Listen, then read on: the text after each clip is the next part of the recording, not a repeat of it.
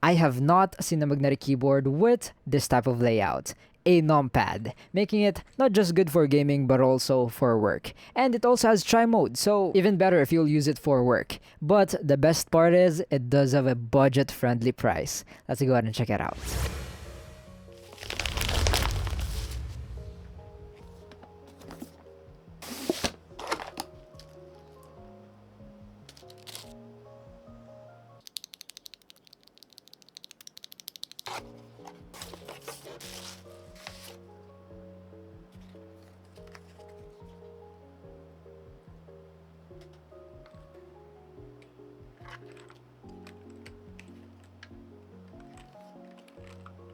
Now that seems to be everything inside the box. Very nice and simple, secured packaging. All of the accessories that you will be needing will come with the box. Now first impressions on the keyboard. I don't think I've seen a magnetic keyboard with this layout yet. But yeah, I got the white color over here, which I think looks pretty clean. But you can also get it in black if you'd like. Now the keyboard is made out of plastic, but it still feels very high quality. It also has some weight, probably because of the battery inside, because yes, it is wireless compatible, tri-mode. But okay, now for the keycaps, I think their quality is pretty decent. They are see-through. This is ABS. I don't really have any problems with the keycaps. Now for the switches, it doesn't really have a specific name, but I'm pretty sure it is from Redragon's own switches. Open bottom, I think they do feel pretty nice. I already gave you guys a little sound test earlier, and they sound pretty okay as well. More on the silent type, probably because of the open bottom as well. There's pretty minimal wiggle wobble, stability is pretty decent.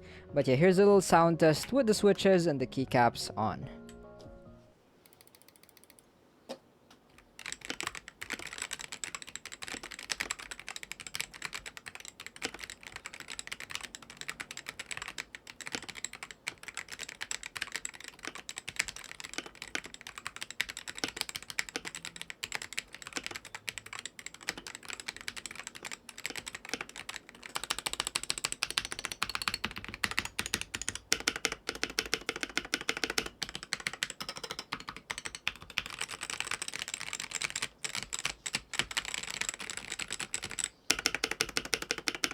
Now I think that sounds pretty decent, especially for the price of this keyboard, and I think it is also a huge improvement compared to their old magnetic keyboards. The stabilizers also didn't sound rattly. As you can see, there is some lube over there. I can see the efforts in making the keyboard sound good. Some foam over here as well. Very nice. I have no problems with the sound, the feel of the switches, the overall keyboard. They are pretty decent. But okay, moving on to the performance. Now of course, this is a magnetic keyboard. It does have adjustable actuation points. It does have a 0.1mm precision or accuracy, but yeah, it also has rapid trigger, DKS mod tap toggle key. Not sure about SOCD, but we'll check that out more on the software. Now it doesn't really mention anywhere it having 8000 Hz polling rate, so I'm guessing just 1000, but we're gonna test that out more in the keyboard inspector app. I already mentioned the tri-mode feature earlier. For the battery, it should have 2500 milliampere hours. But yeah, without further ado, let's go ahead and plug this keyboard in. And yeah, the cable is, or the plug, the type C is on the side, and my cable isn't really made for that, but the cable that came does have that L design, so you can plug it in with your cable still going straight.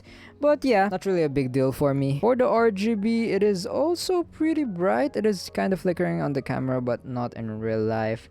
I'm not sure why this is stuck on the red color actually. But yeah, we also have some indicators over here for the caps lock. But yeah, I don't really have any problems with the RGB. It is pretty bright. I will see what we can do to fix this little M flashing. But okay, I have the software over here. I kind of messed with it already. It is downloadable. Just go to the first link in the description to get this keyboard and go to software download.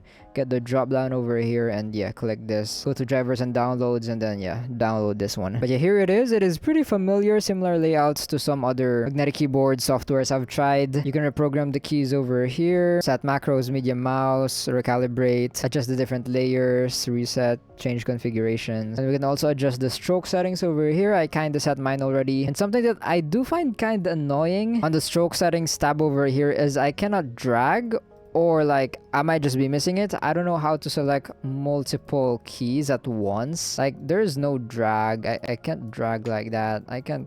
hold control and select multiple ones. The only thing I can do is select all the buttons, and if I try to deselect a key, it just goes to that for some reason, which is really inconvenient, not gonna lie. So either I go ahead and select one by one and then set the right settings I want, but what I did was I just selected all of them, set them to 0.1, all these guys, except for number 4, 5F shift. As you can see, I don't have the full quick trigger, also known as rapid trigger, because yeah, these guys are my diffuse keys and stuff. But yeah, I'm not gonna go to too much details on my preferred settings in this video because I already made a separate video for that. But yeah, that's gonna be it for my stroke settings. You also have different modes, by the way, over here. But yeah, on the advanced settings, we can go ahead and set DKS, mod tap, and toggle key. Sadly, no SOCD, which I was hoping for. Not really a big deal, but yeah, more and more keyboards just pretty much have that already. So I wish they update this software and add that SOCD in the future. And yes, I already have mine on the most latest. But who knows, maybe while you're watching this video, it's already updated. But yeah, on the other settings over here, we can also change the sleep time for the 2.4G or Bluetooth. But yeah, that's gonna be it for the main tab. Moving on to FN settings, we can change the FN layers, nice and customizable. We also have macros we can set. Light settings, we do have a pretty good amount of effects. I'm pretty happy with the one I got right now. Let me set that to the max brightness actually. We can also change the colors if we'd like. We can also make our own custom one if you don't like any of these light modes. You can also upload works and share them online. You can share your light settings, share your macros. You can login register over here and yeah, do all these stuffs. But yeah, I don't really have any major problems on the software. Again, I just hope that this inconvenient way to set in the individual keys gets fixed, or they add like a drag feature and then SOCD as well. But again, not really a big deal, but you know, nothing really major. I'm pretty satisfied with the software still functional. All of the necessary features that you will be needing will pretty much be over here. But yeah, I also didn't really see any ways to change the polling rate, so I'm guessing it is set to the highest possible. So let's go ahead and check that out on the keyboard inspector app over here. Now, I'm not 100% sure how accurate keyboard inspector is, but yeah, for those that are interested on the results, here they are. And here it is, as you can see, 1000 Hz polling rate, pretty accurate, no problems with that. But okay, another thing I want to test is the wirelessness. So I have the dongle over here. Let's unplug the keyboard, plug in the dongle and turn it on the back switch over here. 2.4G, but yeah, you can also set it to Bluetooth down there. And yes, it does get detected by the software even though you're not plugged in via wired. But okay, let's try again on the keyboard inspector. My guess will be similar results to the wired one. Here it is. Yeah, pretty similar results. But okay, now let's go ahead and play with this keyboard more. Let's... Wait, I can out. What makes us die? No. Oh, never mind. Ah!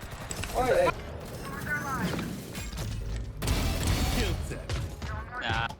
Pero may isa dito. There's isa. There's a backside. One enemy remaining. Backside. Block it.